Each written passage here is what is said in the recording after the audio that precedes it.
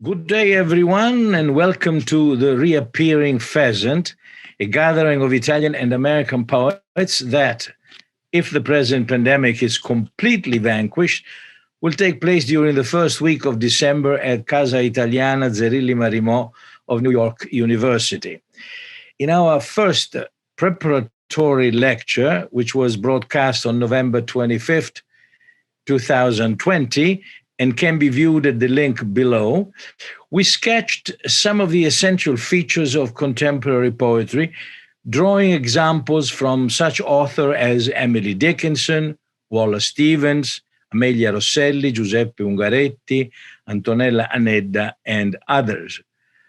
Most of all, banking on the authority of such illustrious 19th century poets such as Giacomo Leopardi and Arthur Rimbaud, who wrote poetry and reflected on its essential linguistic nature, as well as on the writings that 20th century linguist Roman Jakobson dedicated to the relations between poetry and grammar, we concluded that to be truly contemporary, that is pertinent and useful to the members of any given tribe of humans who insist on seeking in language opportunities for meaningful expression and communication, poetry must stimulate language in such a way that it may essentially cooperate with the poet in the writing of a text, often placing the author in the role of a mere stenographer and the reader in the role of co-author.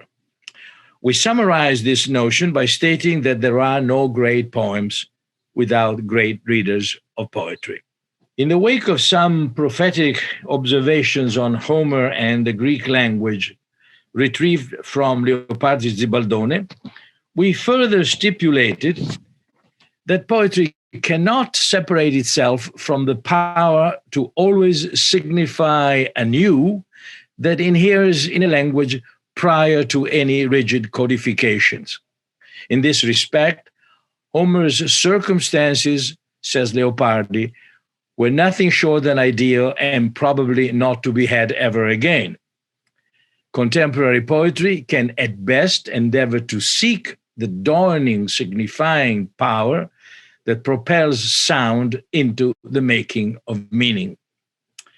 Today we shall try to outline the most significant events of a poetic trajectory that has its initial point in 1956, an annus mirabilis, that saw the launching of two formidable journals, the short-lived but earth-shaking Officina, edited by Pierpaolo Pasolini, Roberto Roversi, and Francesco Leonetti, and the incredibly resilient Il Verri, born under the aegis of Luciano Anceschi and still running today under the vigilant eye of his granddaughter, Barbara Anceschi.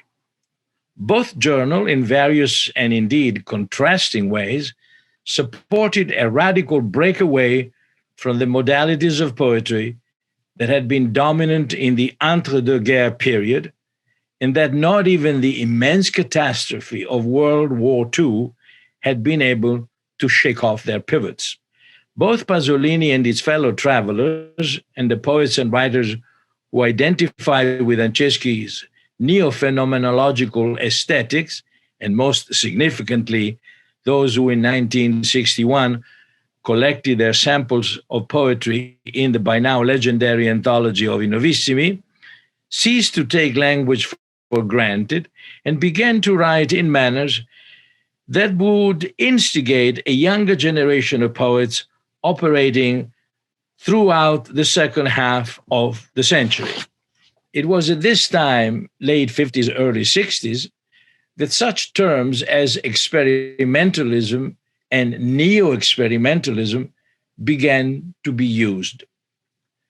The querelle of the true meaning of such terms originated with an article that Pierpaolo Pasolini published in his Officina in February 1956, entitled Il Neo-Sperimentalismo, the New Experimentalism.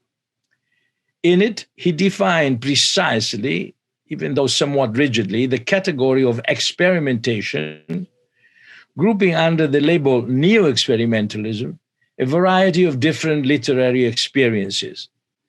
Pasolini identified a psychological or even pathological experimentation, one that was connected both to a survival of Hermeticism, or more generally the Novecento tradition, and to an engaged but not partisan research. By doing so, he contributed to the establishment of a common platform from which to start working. The following year, however, Pasolini's position became even more rigid, as shown in the article La libertà stilistica, stylistic freedom, and in the Piccola antologia neosperimentale, little neo-experimental anthology, both in Officina 1957. Here, Pasolini connected the work of the poets he himself chose to display the stylistic tradition of the Novecento and called for another kind of experimentalism inspired by the works of Contini and Gramsci.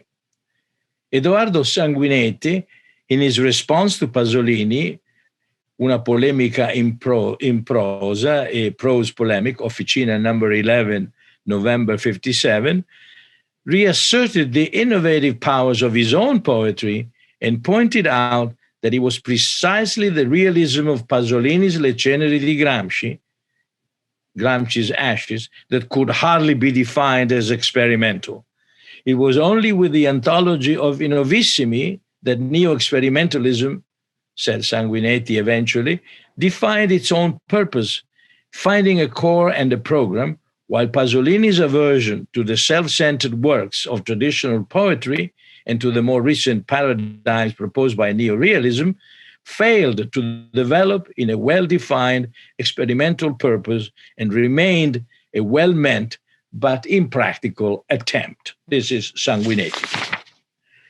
Thus, it is fair to assume that contemporary Italian poetry manifested itself first and foremost as a polemical display of good intentions. The battle against such crepuscolarismo and Hermeticism trends was easily won, but did not eliminate, in fact augmented, the differences in the motivations and the stylistic weaponry with which the two armies went to battle. While attacking the representatives of egocentric and pseudo-mystic output of what he termed the purists, Pasolini minced no words in ridiculing the far-out linguistic games of the Novissimi and allegedly persevered to the end in his utter disregard for their work. Novissimi, on the other hand, only denounced Pasolini's complacent confessionalism and his invectival ideology, of which this is an example. It comes from La reazione stilistica, stylistic reaction. Everyone claims purity, purity in language, naturally, the sign of a filthy soul. So it has always been. There is no need to lie to be obscure. Monsters that they are, they think death equalizes. They don't realize that it is actually death, their pretext as servile Catholics, that divides, corrodes, twists, separates, even language. Death is not order, proud monopolizers of death. Its silence is a language too diverse for you to claim as your own. It is around this that life swirls, and you're afraid of your holy death, of the chaos it implies. Your monolingualism is your defense, etc. And now, a few facts about the two encampments. I take them from an anthology called Those Who From Afar Look Like Flies, and in particular to contributions to it by one of the editors, Federica Santini.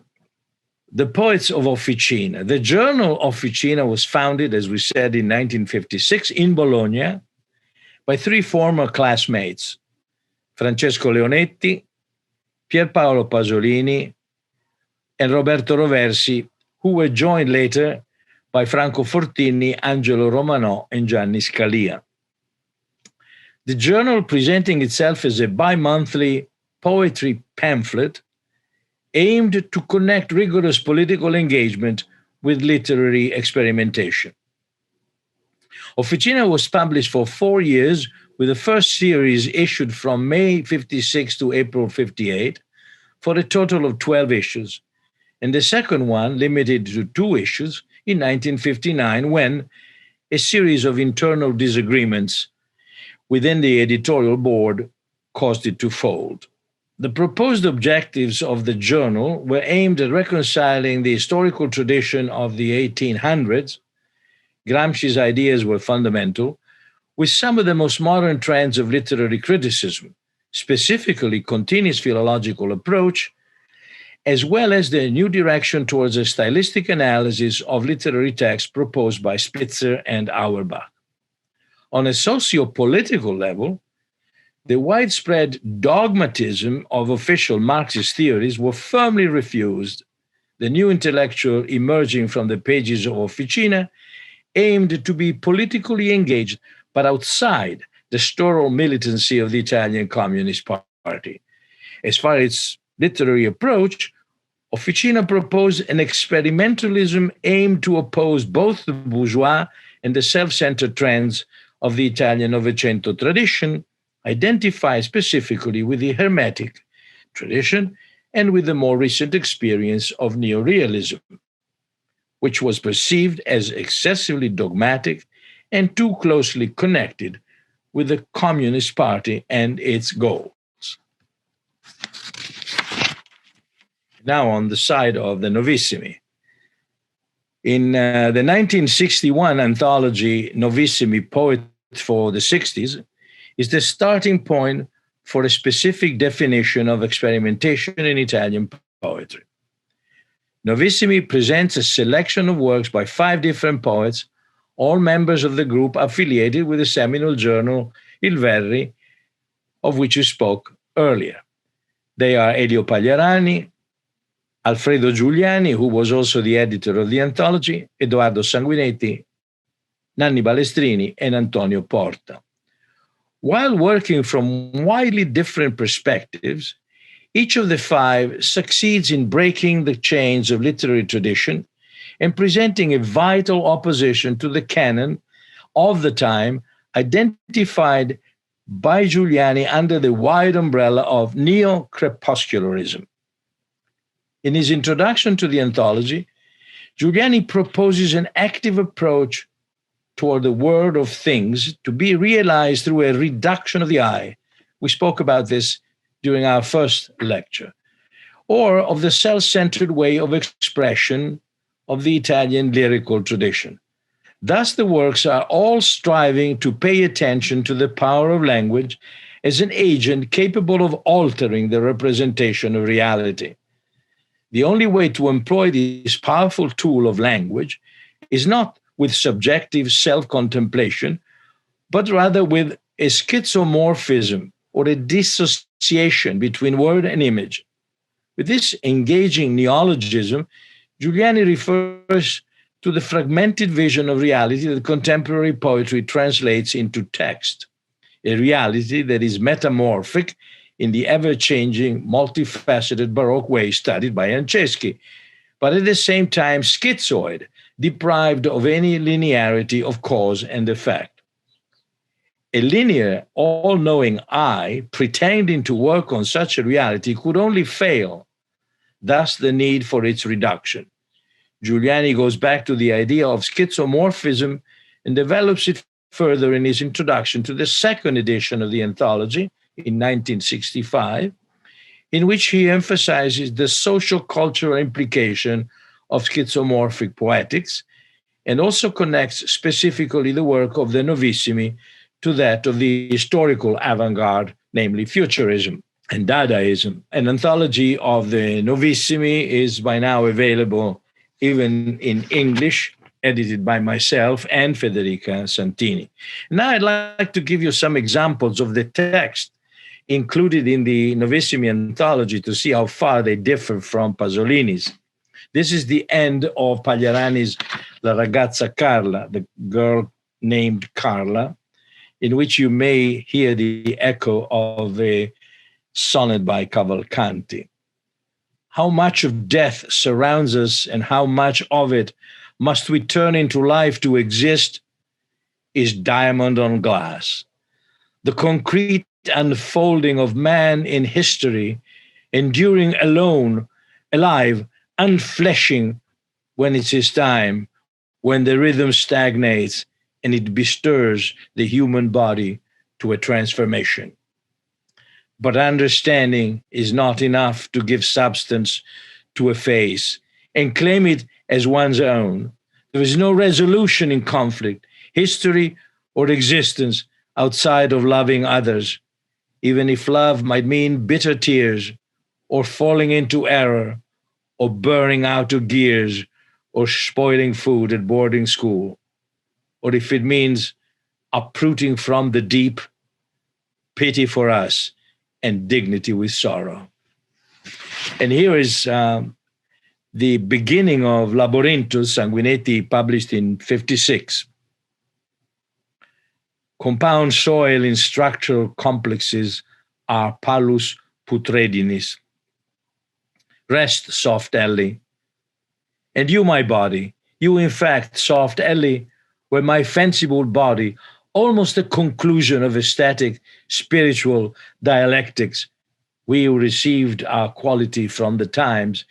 You and you, my spacious body of phlogiston, that rises and materializes in the idea of swimming, systematic construction in wiry, whining iron, leavened lacuna in the company of a tenacious, thematic, compound soil of dialogical distensions, intemperate insistences.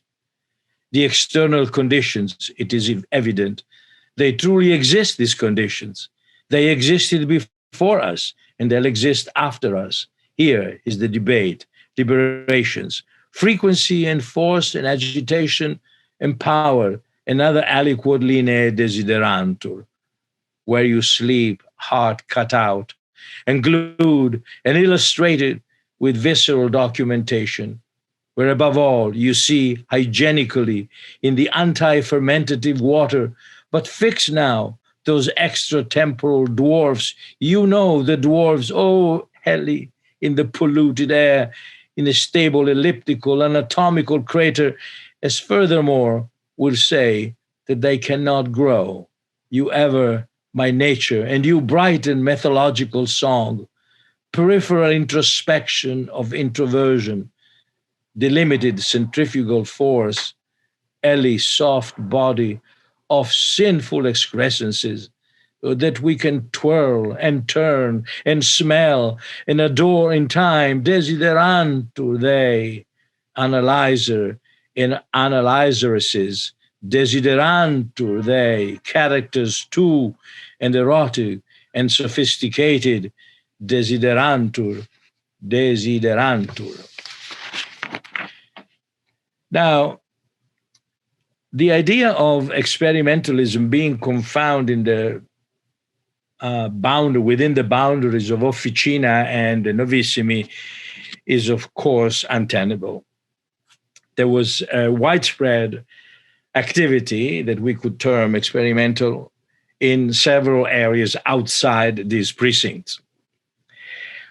To reflect on the literary situation means to simplify and schematize a complex, ever-changing literary environment in order to create different, easily identifiable categories. So I apologize for having insisted so much and almost exclusively so far on Officina and Il Verri. However, while such a process of schematization is necessary when identifying different aspects of literary production in a given era, the result of the connection of grouping into same categories of works that can be very different from each other is something to be kept in mind.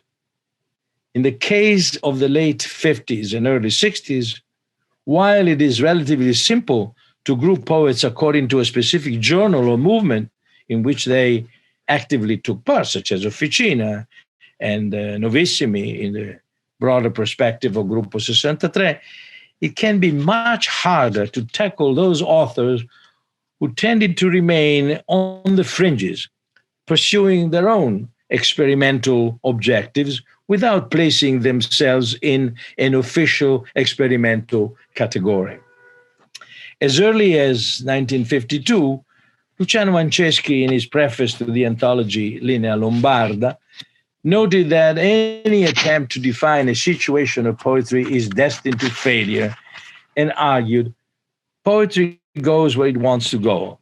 And when big, powerful hands try to seize it, govern it, or even worse, use it, as it is common today with a ruthless awareness of the inevitability of certain consequences, there it goes, wither, disappears. And if this is really what it is wished, poetry lets itself die.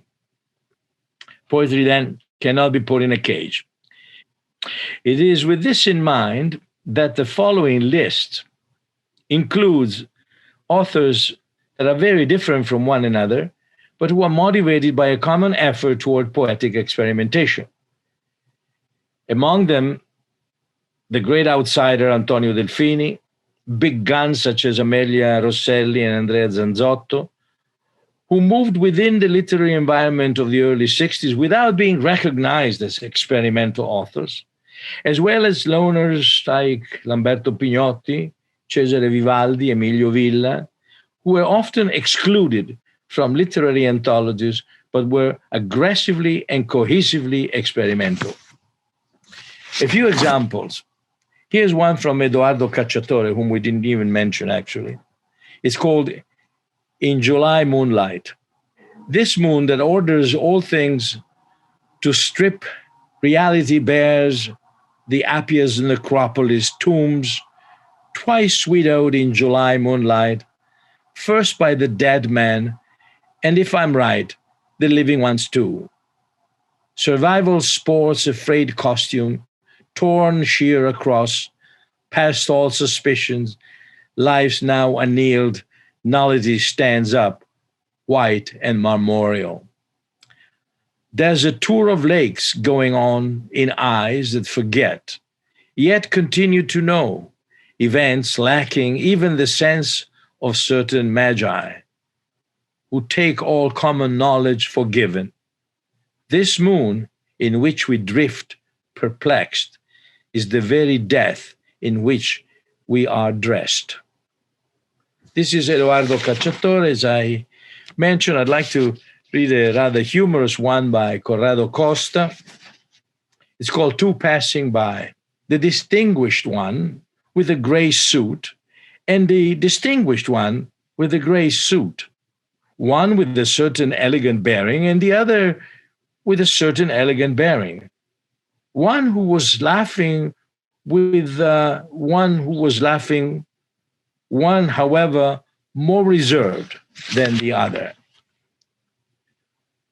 However, more reserved than the other, the one with his own ideas about the situation and the other with his own ideas about the situation. Two passing by, one suddenly fully equipped and the other suddenly naked, one who's torturer and the other without hope, a nondescript beast, a nondescript prey. Two passing by, one the same height and one the same height, one gentlemanly, warm-hearted, the older gentlemanly, warm-hearted, the one who asks a favor and the one who asks a favor. Lamberto Pignotti writes The Poetic Industry and opens with an advertising clause. Before deciding which road to take, consult poetry. Scores of imposing industrial groups, hundreds of factories, thousands of technicians and specialists, millions of products, millions spent for research. This is poetry. Poetry tells you first. Poetry tells you better. And Amelia Rosselli. What's with my heart beating so sweetly? and causing desperation the hardest soundings. You, those pictures that I impressed there before I tormented myself so fiercely, all have disappeared for him, or my 6 rabbits running through the nerves, the foggy canals of my limbs, or life. They don't stop, then yes, that I approach death in all simplicity, my soul remedy it. I take you up. You find that sweet word. Return to the understandable language that allows love to remain. One final sample. It's from Giancarlo Maiorino's The Northern Capital. This is the opening segment. A couple of lampposts are left to glow down there where Via Nazari crosses Archimede. Vittorio and his wife, who sings only to herself, the bride of Lammermoor, I'm growing old, stay here with me. I dream edgy and talk to me. Why can't we talk? And tell me, what's on your mind? What's on your mind? Vittorio hails a cab and loudly runs, knowing not where, sharp as it is to go. To go back home, go to your folks, says a buddy. 1,000 lira, he says. Do what you want. Vittorio magna domus magna quies. Oh, window walls of musical luxury coupe. Oh, bittersweet girls with sugar daddies. For all and no one are you thirsty. Here's a cold drink. Are you hungry? Entree, side dish, fruit, wine, and friends. Lots of friends when light is gray and friendship lasts an hour. The paper says, death in Cyprus. Who gives a damn about death? Who gives a damn about Cyprus? I'm not rushing to do nothing. I am rushing not to do. 2 women, you understand, got on the bus. The paper says, death on Cyprus. Who gives a damn about death? Who gives a damn about Cyprus? Woman of hapless marriage, barefoot Contessa, Aga Khan's Lucy sings before a shining mirror, only to herself. Oh, the bride of Lammermoor. The picture would not be complete without the introduction of a poet who is regularly omitted and is instead the principal pivot in the poetic scene of the Secondo Novecento. Although the discussions of an experimentalism in Italian poetry officially began in the 50s with Officina, some authors were already practicing rigorous stylistic research in their work independently from the cultural mainstream, as we have just seen. Emilio Villa was perhaps the most interesting and representative of these precursors. Even if his name was not often mentioned in the heated debates of the time, he exercised a crucial influence on several generations of Italian poets and visual artists.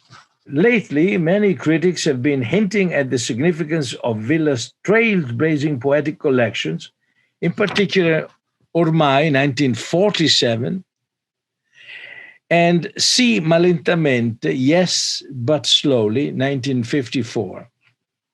For example, in his novel L'Editore, published in 1996, the publisher, Balestrini states, closed his eyes that were ready to be smashed with a hammer, as Emilio Villa wrote, that is the greatest Italian poet of the 1940s, never mind Montale.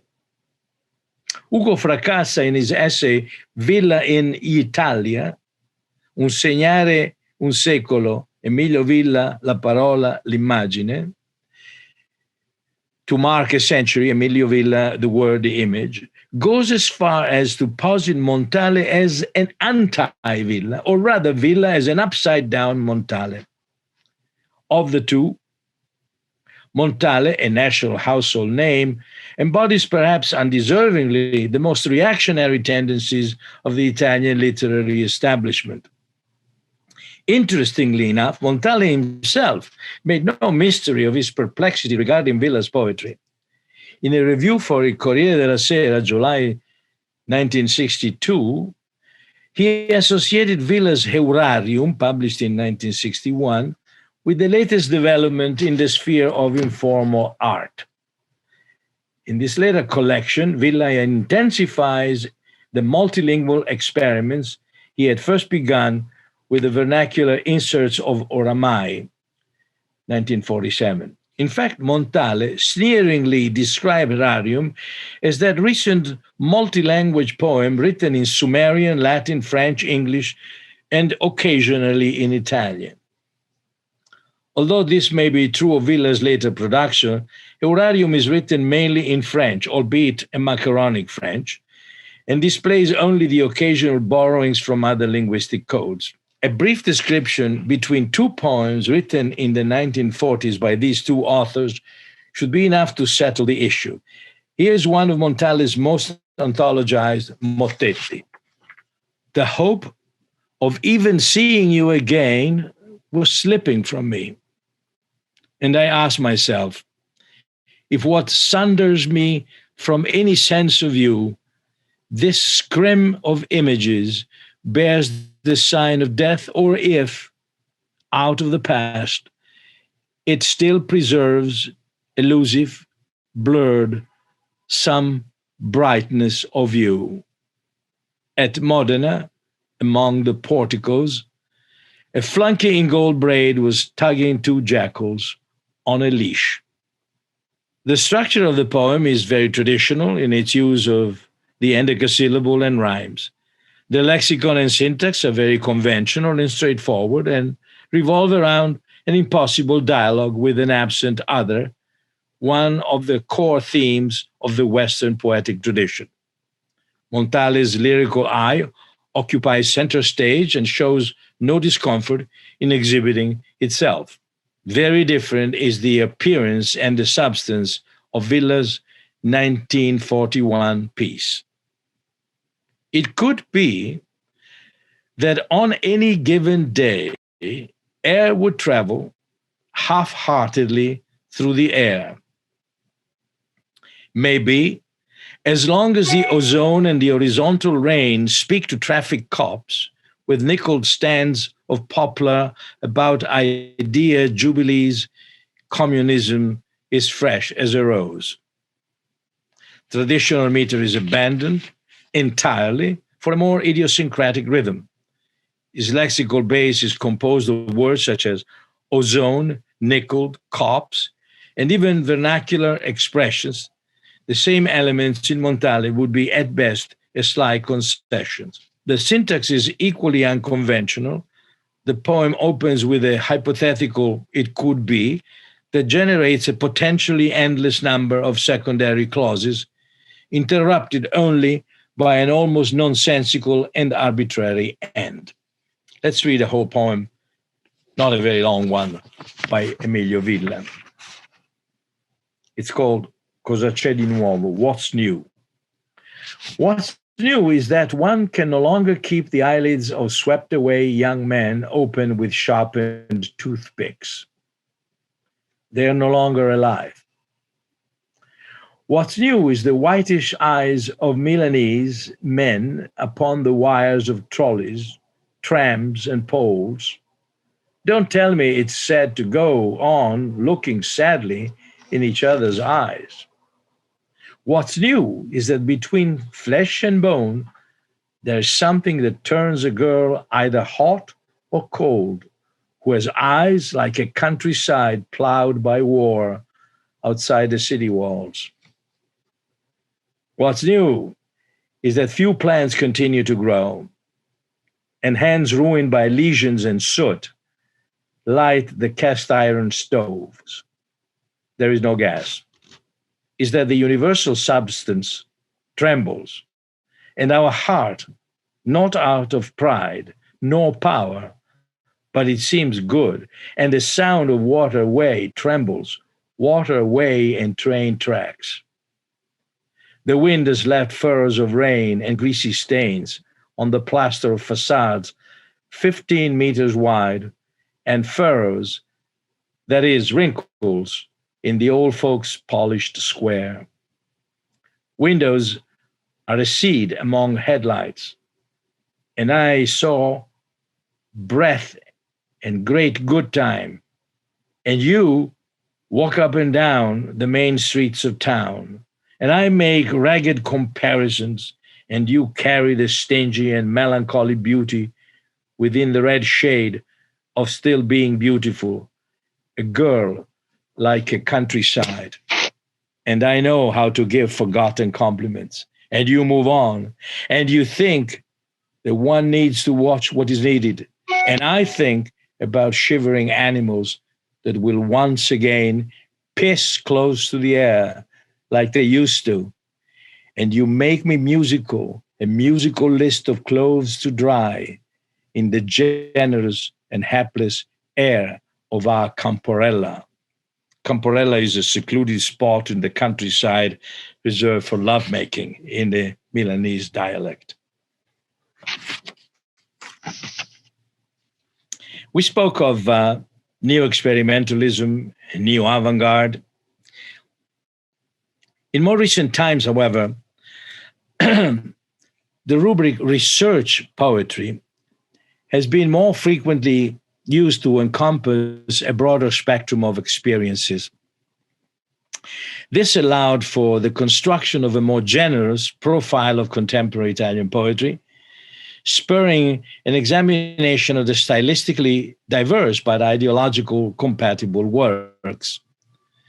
Their common denominator is to be found in the opposition to the dictatorship of the grammatical I that is routinely mistakenly identified with the persona or the personas of the subject.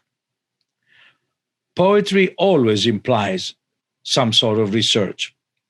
It strives to express something that is essential while trying to find the words to say it. Yet there are poems in which the research aspect becomes more cogent and, in fact, compelling. In this case, the term signifies a specific poetic tendency that characterizes a select number of linguistically oriented authors. How can we define more properly this type of poetry? Certainly, a poem can never have the same accuracy and scientific precision of a mathematical equation or a laboratory experiment. But just as scientists try to verify their hypothesis, so do poets test their language and try to verify the relationship between words and things. This relationship is taken for granted in everyday conversation, as well as in much of the poetry intended to communicate through words a deep or profound content, often referential or existential.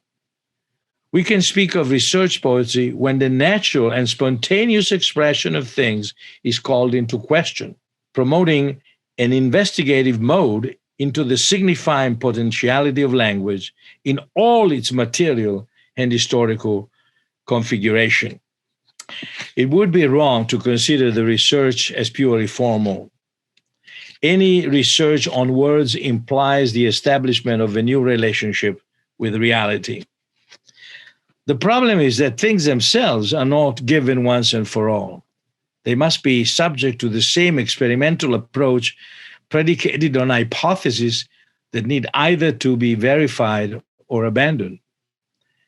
The distortion, estrangement, deformation of reality shown in many experimental poems should be viewed as a viable instrument for an unbiased analysis of the things that surround us. Moreover, by suspending the normal relationship between words and things, research poetry is prone to analyze itself and constantly reflect upon its own procedures. Such opinions can take the shape of an internal commentary or even of a state of poetics in verse, including instances of self criticism. Once poetry has taken the path of research, it must question everything, not only its own language, but it's also its own status and function. This leads to the contradiction inherent in the writing of a fundamentally uncertain text. On the one hand, poetry finds in research the enrichment that allows it to continuously discover the new, to surpass normal poetry, or at least demystify the old. On the other hand, its rigorous self observation makes it constantly aware of its own limits, of the fact that it must remain, in spite of everything, poetry, and therefore fantasy, imagination, and dream.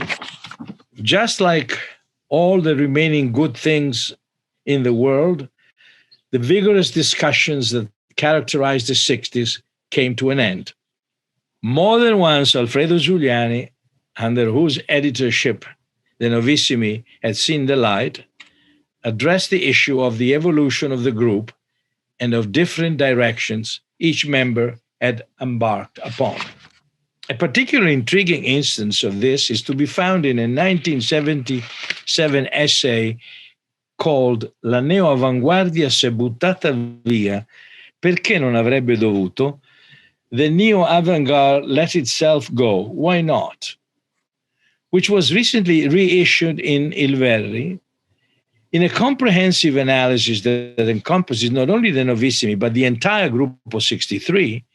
Giuliani reminded Philippe Soler, who had posed the question, what happened to Gruppo 63, a question that Giuliani considered thoroughly off key and anachronistic, that everyone agreed to place the group in the area of modern art among recent antiquities.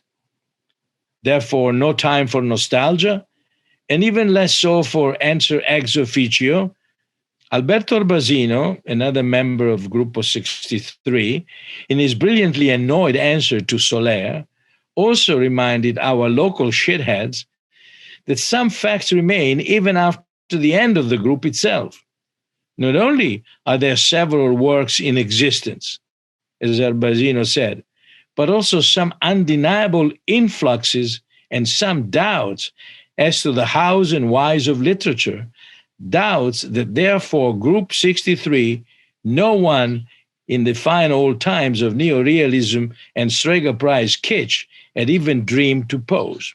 While it is fair to say that the weakening of the experimental enthusiasm that dominated the 60s does not automatically translate into a dissolution of his exigencies, it is undeniable that the ensuing 70s witnessed, and not just in the world of poetry, a wave of anxiety and desperation and disorientation. A new word entered, in fact, the critical discourse. The word is crisis. Curiously, and unbeknownst to most of its daily users, the word crisis seems to reflect the actual situation and illustrate the poetic scene unfolding there and then, only if its implications are those that accord fully with the exuberance of its etymology, of the etymology of the word crisis, a semantic area that subsequent, inveterate, and often careless use as severely restricted. Its origins lie with the Greek verb krinein, which simply means to decide, to choose, to resolve, actions whose outcome is based on the performer's awareness of a given issue and his her ability to discriminate, to distinguish, to tell the difference, and most of all, to stay clear of fake news.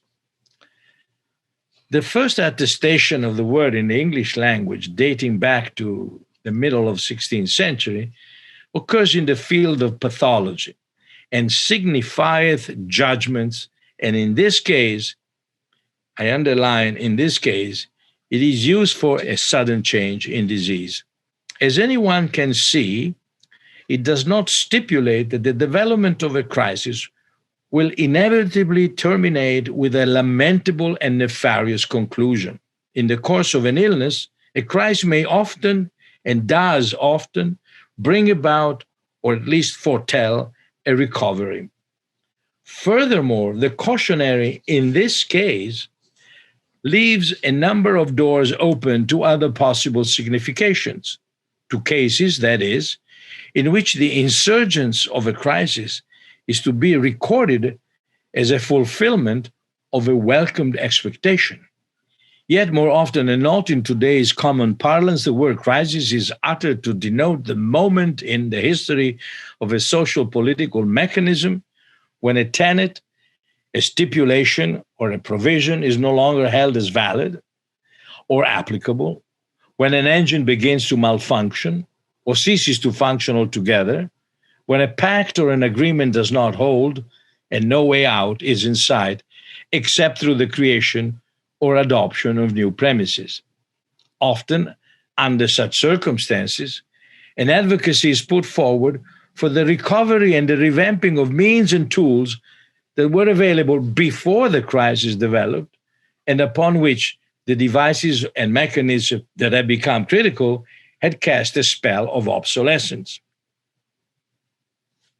From this point of view, one might be tempted, and many have succumbed to this temptation, to depict the poetic 70s as a time of faltering and despair, a period when the legacy of all kinds of experimentalism and of the neo-avant-garde experimentalism in particular had not only lost its momentum, but had proven to be, in the eyes of its detractors, nothing but a cul-de-sac, the dead end of the road upon which a handful of stubborn old-timers and deplorably small group of their devotees kept on treading, at times even against their own better judgment. Said otherwise, the so-called research poetry of the previous decade, in which the writing of the neo-avant-garde featured conspicuously, should be viewed as something to be bracketed, isolated, and ultimately ignored, so that the course of poetic events could resume and evolve naturally, that is to say, responsibly, in defiance of what Enrico Testa has aptly explained in terms of the widespread phenomenon of poetry festivals, public poetry reading, executed by stage and film celebrities, and the diminished influence of journal and literary associations, the boisterous invasion of the so-called savage literature motivated by the post-68 myth of unbridled creativity. Doubtless, the 70s have been a time of uncertainties and violence. The so-called anni di piombo, years of lead, dark and heavy like the bullets of the machine guns that were not infrequently used to express political unrest, began really a year before the calendar beginning of the decade. In 1969, with the strage di Piazza Fontana, when a bomb exploded in the hall of the Milanese Banca Nazionale dell'Agricoltura, killing dozens of people. Italy is a country of old men and old women, and as such, many of its inhabitants must still have clear in their mind the memory of the incredible vast number of crimes against institutions and people, often perpetrated with the connivance of the so-called deviated organs of the public administration and even of Cosa Nostra. The crisis peaked in 1979 with the assassination of Prime Minister Aldo Moro, the very day when Italy might have begun to experience a modicum of serenity and perhaps even renewed prosperity thanks to the adoption of the so-called historical compromise, a ceasefire, and indeed a cooperation agreement between the Communist Party and the Social Democrats. All these troubles and political turmoil makes it difficult to reflect on the fact that the 70s were also years of great social progress.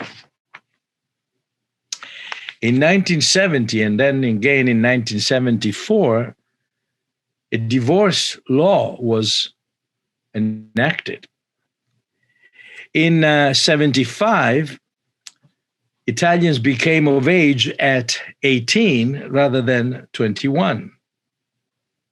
In 75 also, a new law was promulgated called riforma del diritto di famiglia, the right of creating a family, was reformed. And that was when women and men were put on the same level. Even the language of the marital clause was changed, and woman was no longer required to follow husband wherever he wanted. Then, of course, most important, well, they're all very important, La Legge Basaglia, the opening of asylums and the new handling of mental cases. Last but not least, the birth of free radios, no longer controlled by governmental agencies. So this is difficult to remember because of all the negative explosions that I mentioned earlier. But equally problematic is the assumption that a sense of shame for the imagined relevance of their work caused poets to lay down their pen, which is also something that circulated in the 70s, a sense of shame for those who wrote poetry. This is simply not supported by the facts. Not only did Pasolini in the early 70s return to poetry with Trasumanare Organizzar, but he did so in a fashion that is miles away from the modalities of his Ceneri di Gramsci, allowing us to suspect that the woodworm of research poetry had been active all along in his mind. Not only did Adriano Spatola and Giulia Nicolai and Corrado Costa and others continue to be active in their respective poetic laboratory, but perhaps even more symptomatically and significantly, Mario Luzzi, a champion of pre-war Emeticism, let his more recent poetry absorb the colloquial cadences of spoken Italian and the fragmented syntax of the neo-avant-garde. Even more importantly, still, a whole new generation of poets began their knocking at the door in the mid-70s, offering a variety of first fruits that not at all imitative of the neo-avant-garde predecessor, brought to life unprecedented linguistic paradigms. A few names will conclude this presentation as an invitation to explore their work as well as that of the poets writing in the subsequent decades, when we shall reconvene for a third ponencia sometimes at the end of May. Maurizio Cucchi, Milo De Angelis, Nanni Cagnone, Tommaso Chemeni, Maria Grazia Calandrone, Sara Ventroni, Vincenzo Frungillo, they will all reappear in our conversations. Let us then retain the word crisis by all means. Let us just be careful not to confuse it, not to confuse the crisis in poetry, which simply did not occur, with the poetry of crisis, which provided us with many emotional experiences and necessary illuminations. Thank you very much, and have a great day.